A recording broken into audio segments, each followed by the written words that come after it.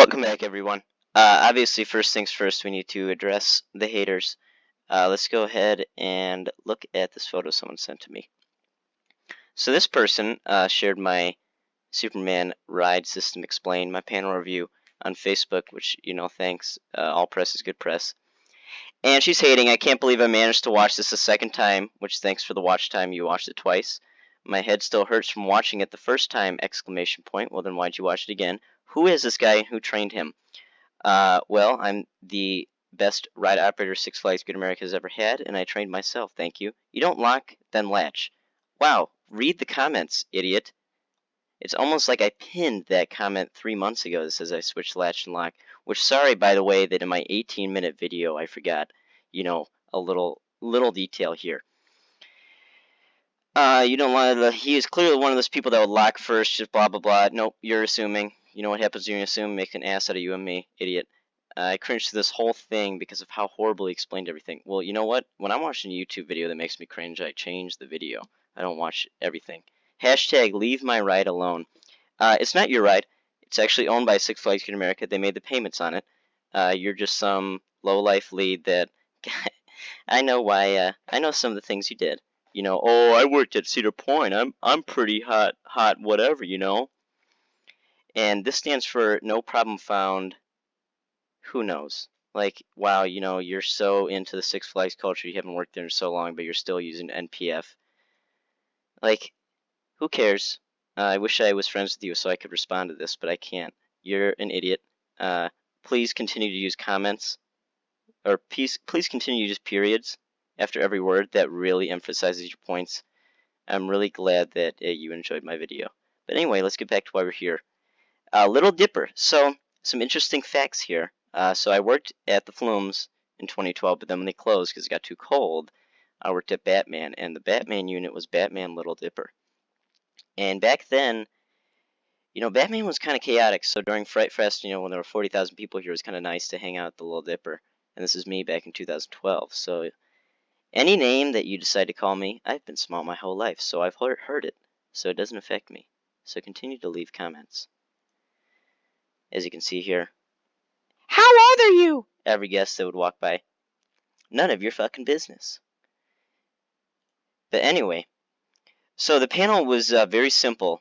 Someone commented on one of my other videos someone messaged me about Wicked Twister not having two launch buttons, and every coaster at Great America had two dispatch buttons, because the whole point was you can't accidentally push two buttons. You could accidentally push one button and dispatch your ride, but you can't accidentally push two buttons. That's Trailblazer, not Little Dipper. But this ride's so simple. Here's the enable panel, so you check all the restraints, and they were all manual. The person on the load side of the platform had to push a little lever down, and that's what locked the restraints, and then you check them. And once you check them, the enable person goes back and pushes and holds the enable button. And actually, something interesting was when I worked here in 2012, this button was not an illuminated button, and it caused a lot of issues because if you pushed, so when you're bringing the train back in, you have to push and hold the buttons. Enable goes first, then operator. But if you push the button before the brakes are ready, it wouldn't bring the train in. And so they put this illuminated light here, illuminated button here, so that so the ride system would tell you when it was ready, and then you could push the button to dispatch it. And another interesting fact is, if you were, doing test runs or something, you want to just keep sending trains around, you had to unlock and lock the entrance gate every single time to tell the computer, like, all right, we're ready for the next one. So you couldn't just keep sending them around. You had to unlock and lock this switch, and then it'd let you send another one around. And I always thought this enable panel's a little too small. I might accidentally push this E-stop, and this wall right here was put because people would reach around and push the buttons. That was not there when it was originally built. But back to the panel, the operator had control of the exit gates, or exit gate, so they had to use the switch to lock and unlock it. Trouble light, just like every other ride, would illuminate when there was a problem with the ride. Ride stop would stop the lift motor and raise the skid brakes, which if it ever rained, this ride had to close, even if it was just a drizzle, because the friction wouldn't really work when it was wet. then the E-stop does the same thing. Ride reset, that's how you reset the E-stop, and then the mode, maintenance or auto. And this ride had a very pleasurable startup sound. Oh, that's loud, at least for me. I don't know how it is for you. But, hold on here. I'm answering the phone. Great music at this ride too. I really like that they did that, not just put some K-pop or whatever they play. So I push the ride stop, see the lift stop or lift chain stops, and let's listen here. So to restart the ride, you turn the key switch, the ride start key switch to the right, which I'm gonna do right here.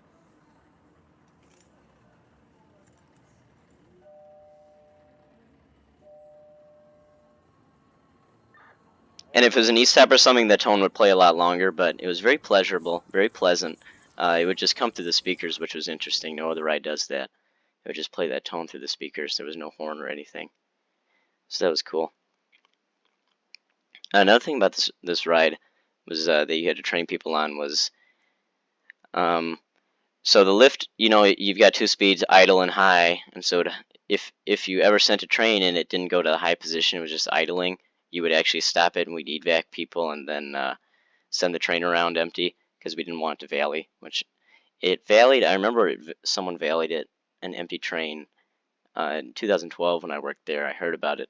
They were like, yeah, it was making some weird sound, so I decided to send it around empty.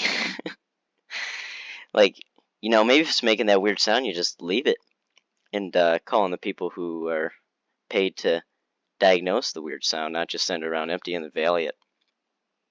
So this ride would valley. They used to put a lot of graphite on the rails. That's how they get around.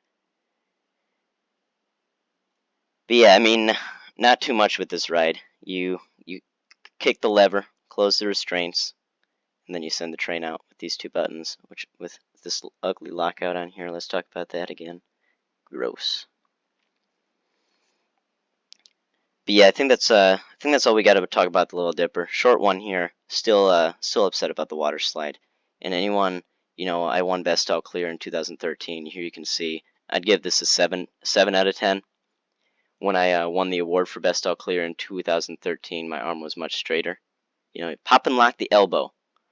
That's how you're supposed to do your all clear per Great American policy. We don't do none of that Cedar Point half thumbs up. What's that? No, it's all clear, not half clear. That's what I've always said. But yeah, great times at the Little Dipper. I really liked pumping people through. I remember my first year, I was working there and I was trying to go really fast, and my lead goes, this is Little Dipper, right? I'm like, it doesn't matter. It doesn't matter what the ride is. We should try to be getting these people on as fast as possible. No reason someone should wait 45 minutes in line for the Little Dipper. That's what I think. See you guys soon.